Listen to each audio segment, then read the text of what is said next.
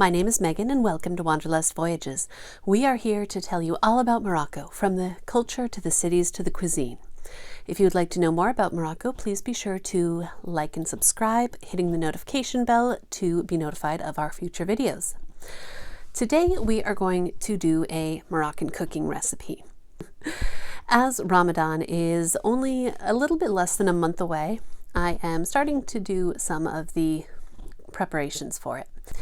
One of the things that I always make every Ramadan is Zmita, also known as sellou. Zmita is a very unique type of sweet. It is made primarily of flour and ground nuts and butter and honey. And there's some wonderful warm spices in there as well. To a lot of foreigners, it can be very confusing the first time because you just have this mound of essentially toasted flour that you eat with a spoon. However, don't let that description deter you. It is very delicious. We make it every year. Sometimes I will make very large quantities and just stick the extra in the freezer. It keeps very well.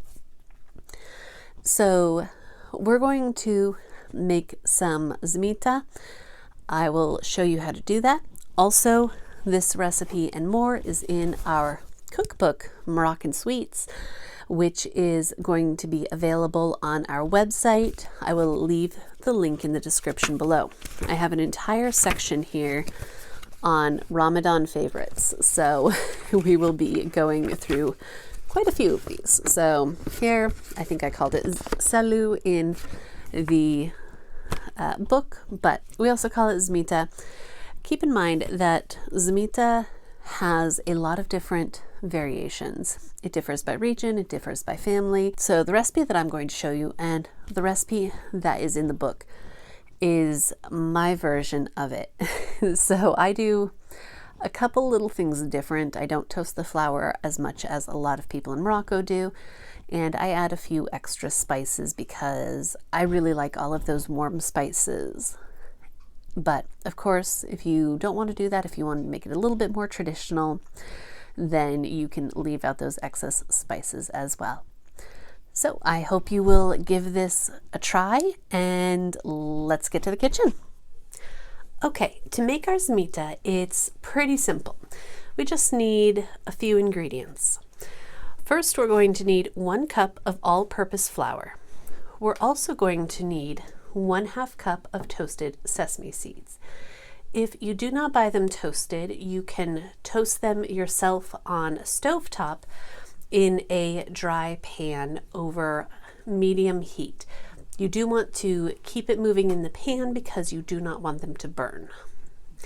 We also need 1 cup of roasted peanuts, 1 cup of blanched almonds.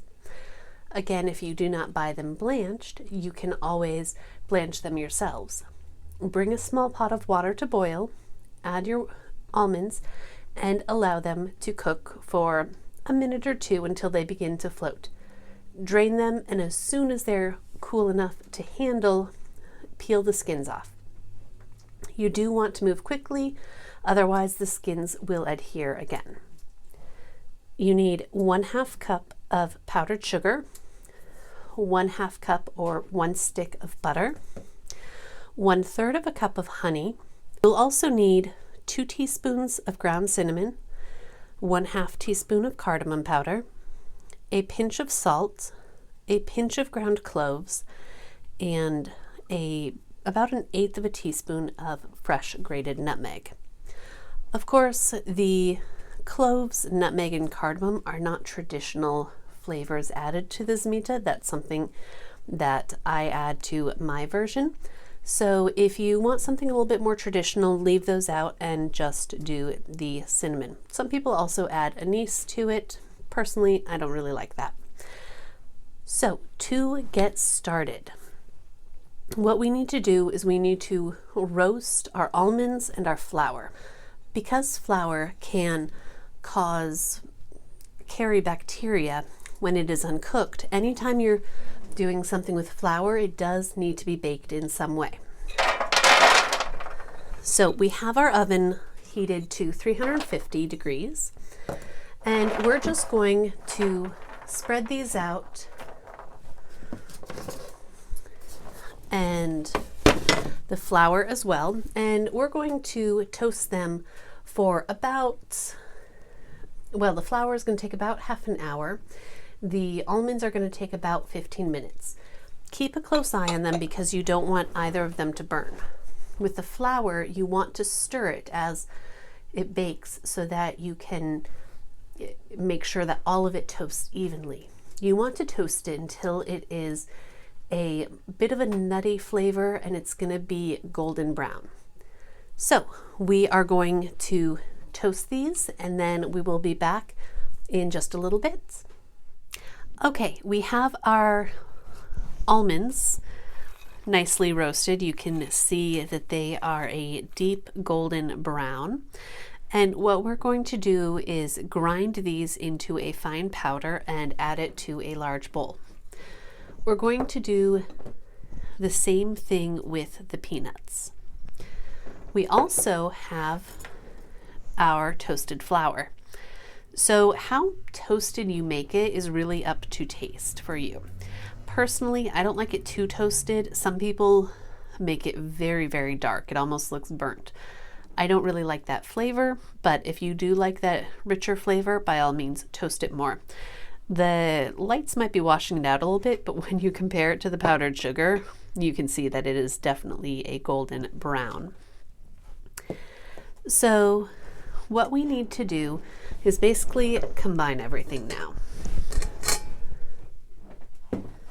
We're going to start by sifting the toasted and cooled flour. Keep in mind you have to let this cool, otherwise it is just going to stick together. Do not skip the sifting step or you are going to end up with large chunks, and just like in a cake, in Zmita, nobody wants to bite into a large chunk of unspiced flour. The toasting actually makes it clumpier because you can see all of these. So just get a spoon, spatula, and press it through.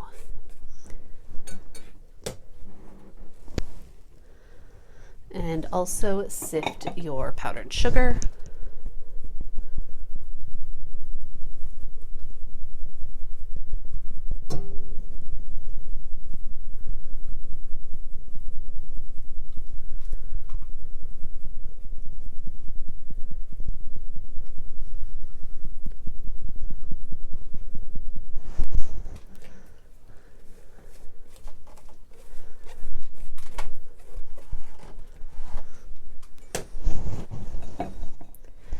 All right, we're going to add our sesame seeds and all of our spices. And I do like to give this a good whisk before adding the nuts, because when you grind the nuts, you're going to release some of the oils and it's going to start slightly sticking. And so you want to get all the powdered stuff mixed well first.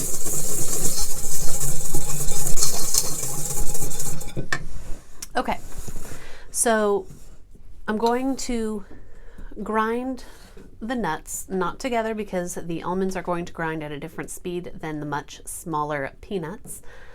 We want them both to be somewhere around a medium powder. I'm also going to melt the butter in with the honey. The honey, of course, very thick. It's going to be very hard to mix in. If you watched my boat cookie recipe, you saw that I ran into a little bit of a problem of trying to mix viscous honey into a very finely powdered bowl of peanuts. So we are going to also heat this together to melt the butter. So I will be back in just a moment. Okay, you can see we have the almonds. They are ground. They're not as fine as almond flour. You do want a couple of little bits in there. We're going to add that. And the same thing with the peanuts. You know, you don't want peanut butter, but you want it pretty well ground. Okay. So we have all of our dry ingredients together. Make sure that is mixed in. And then we have our honey and our butter. We're just going to give this a quick whisk. Just helps everything be distributed a little bit more evenly. And we pour it in.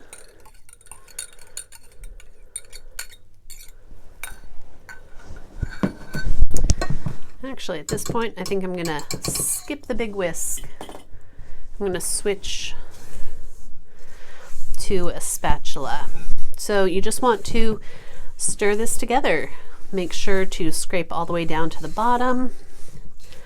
It is going to look a little liquidy to start with, but as it sits and the flour absorbs some of that moisture, it will get drier. So do not try to adjust the recipe at this point if you look at yours and you're like, ooh, this seems like there's too much liquid. It will take care of itself. So it is all well mixed together. You can see there's no more streaks of flour. And if you want to just leave it like this, put it in a container, grab a spoon when you want some, and go for it. But I'm going to give it just a little bit to absorb some of that moisture, and then I will show you how it is traditionally presented. All right, we'll see you back soon. Okay, our Zmita has had some time to set. And what you're going to do is you're going to want some kind of bowl or a cup or something to mold it.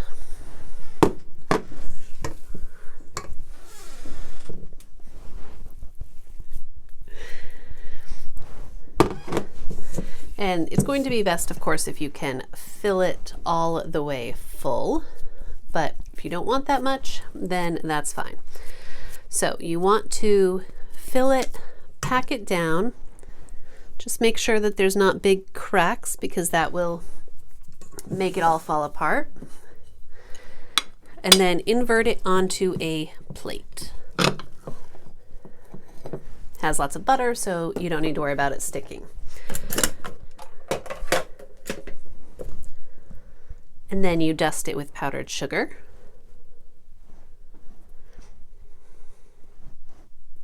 We don't do too much because we don't like that much extra sweetness. And then decorate it with almonds. If you would like to use more of the blanched almonds, you can, but we prefer just regular.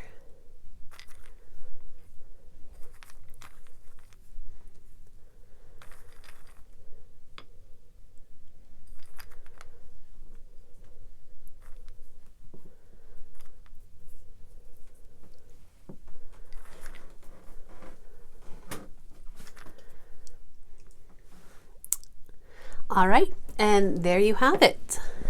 Our Zmita is finished, ready for the iftar table at Ramadan, and definitely grab a spoon, dig in, and enjoy it with a cup of Moroccan tea. Bon appetit!